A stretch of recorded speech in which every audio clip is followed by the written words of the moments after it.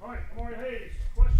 Omari, you missed time in the spring with injury, and then the quarterback who ended up taking the field on Saturday got here a week before training camp started. Being that leading receiver, how did you kind of work on that chemistry with Retzloff leading up to that game?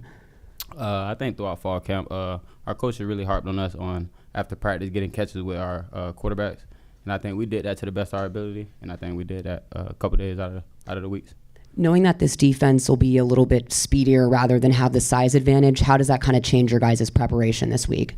It really doesn't change anything for real. I think we still want to do the little things right and make it explosive and limit their big players from making plays. And then there were no procedural penalties on the offense. That was something that was an issue last year for this team. Was that something emphasized in practice, and how much did you guys really emphasize, clean football? Yeah, always. Our coaches emphasized that all week during team meetings. Coach Summerall, he yelled that all week. So that was one of our biggest keys this game was play clean, and I think we did that. Nothing to set us back on offense. You mentioned gaining that chemistry with Retzloff, right? For one, what is the thing maybe that impressed you the most, especially with we continue to talk about how little time he's been on campus? What's maybe impressed you the most about how fast he was able to adjust to here? I think that's what impressed me, how fast he was able to adjust here. Because me getting here in January, I still had to I just got good knowing the offense just now. So him being able to do that in a month or less than a month, that's impressive. And is there anything like off the field that maybe you two did to like kind of gain some of that chemistry as well?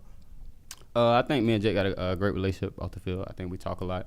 I think I see him outside of here. We always have a conversation going. So I think we got a good relationship outside of here. And then Coach Summerall just mentioned about like when he was at Troy in 2017, beating LSU and then losing to South Alabama.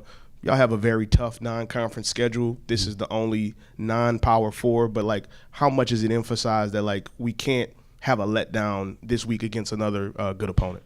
I think that's the emphasis every week. I think every week you want to go 1-0. So I think we want to go 1-0 this week and focus on this week and not look too far ahead. I'm not sure if you was in here when Coach had mentioned it, but just talking about the depth at receiver, just your perspective on that. How deep is the room for you?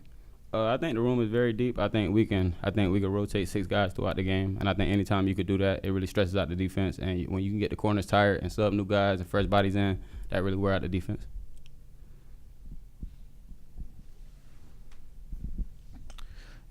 You're really the only receiver that's had a lot of playing experience on this team. How much do you feel like that helped you? How comfortable did you feel out there knowing you're coming off a good year at FAU?